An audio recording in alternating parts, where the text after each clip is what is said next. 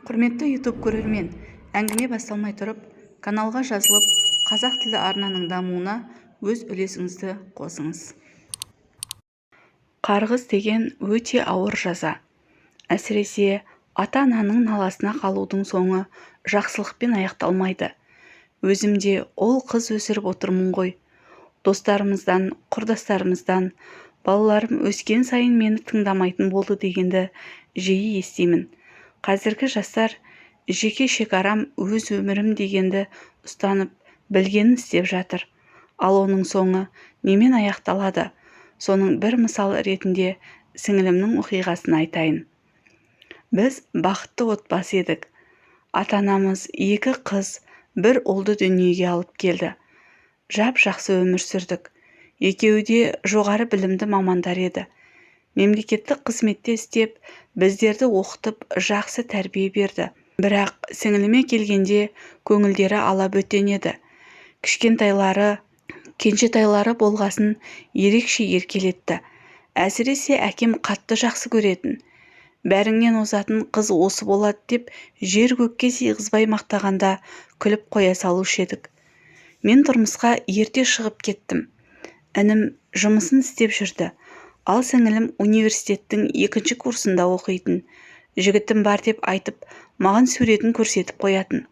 Сырттай танығаным болмаса, екеуінің қарым-қатынасына ден қойып, сұрақтың астына алмаппын.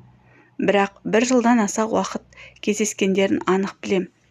Екеуі бір-бірін жақсы көретін. Сіңіліме Құдай бойды да түрді де бере салған. Еркелігі де реңіне жараса кеткен еді. Сол себепті әке-шешемізге құда болайық деп таныстары, әріптестері жиі айтатын. Бірақ бір күні папамның бастығы көріп қалып, ұлына айттырыпты. Қызыңның сөйлесіп жүрген біреуі бар ма? Кішкене тамырын басып көр. Болмаса, бастық баласына айттырып келмекші депті мамама. Сөйтсе сіңілім, ешкімім жоқ, нөмірімді бере беріңіздер, сөйлесіп көрем деген. Солай папамның бастығының баласымен 2-3 рет кездесіп тұрмысқа шығуға келісімін беріп қойыпты. Біздің ауылға әкеңнің бастығы құда түсіп келіп жатыр деп мамам хабарласқанда аң-таң болдым. Апыл-құпыл төркініме барып, сіңіліммен ашық сөйлестім. Әпше, ол жігітпен бәрі біткен. Ренжісіп сөйлеспей қойғанбыз. Сондықтан мына жігітке шыға берем. Ештеңеге өкінбеймін. Шешімім нақты, өзіме сенімдімін деді. Сен бір сәттік ашуға бой алдырып жатқан жоқсың ба?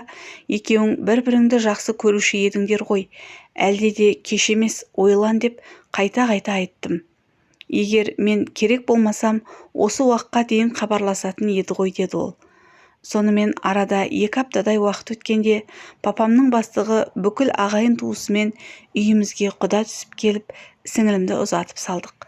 Дүркіретіп, беташарын өткізді. 1 айдан кейін үйлену тойларын белгілеп, жан-жаққа шақыру қағаздарын жіберіп қойған. Сол аралықта сіңілімді бұрынғы жігіті алып қашып кетті. Артынан қуғыншы етіп мені жіберді.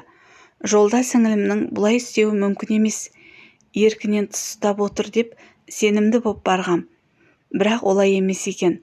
Өзі рұқсатын беріпті. Есің дұрыс па? Мынау не бассыздық?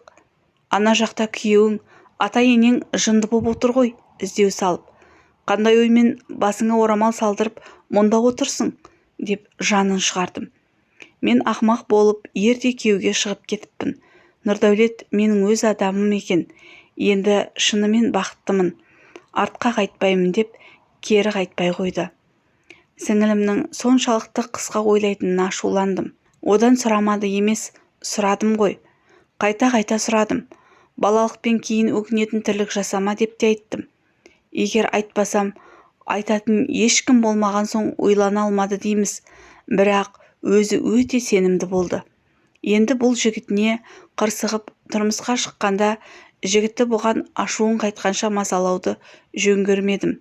Сенсіз өмір сүре алмаймын, кешір деген сияқты сөздер жазып, егер келіссе келін болып түскен жерінен алып қашатынын айтқан.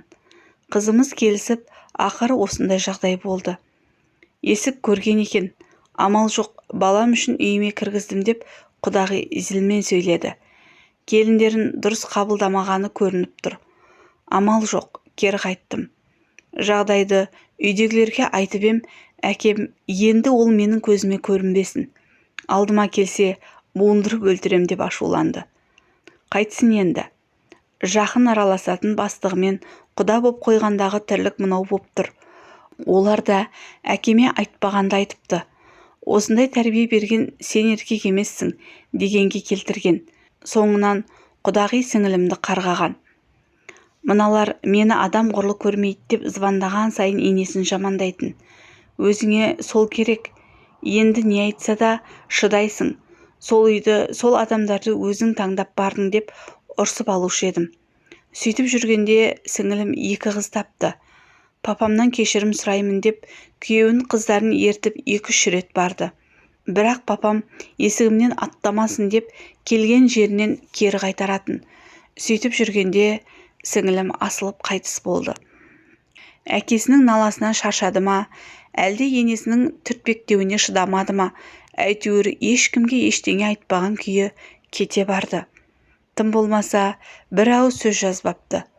Осылайша өзегіміз өртеніп, кінәні кімнен іздерімізді білмей егіліп қала бердік. 2 қызды қазір анам тәрбиелеп отыр.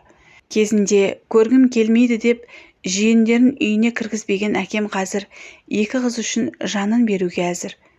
Ойланбай жасаған әрекеттің соңы осындай өкінішпен аяқталады. Өзім білем, өз өмірім деп бет бақтырмаған сіңілімнің өмірі қыршыннан қиылды. Кім кінәлі? Енесі бірдеңе деді ме, күйеуі бұрынғы әрекетін бетіне басты ма деп әлі күнге ойланам.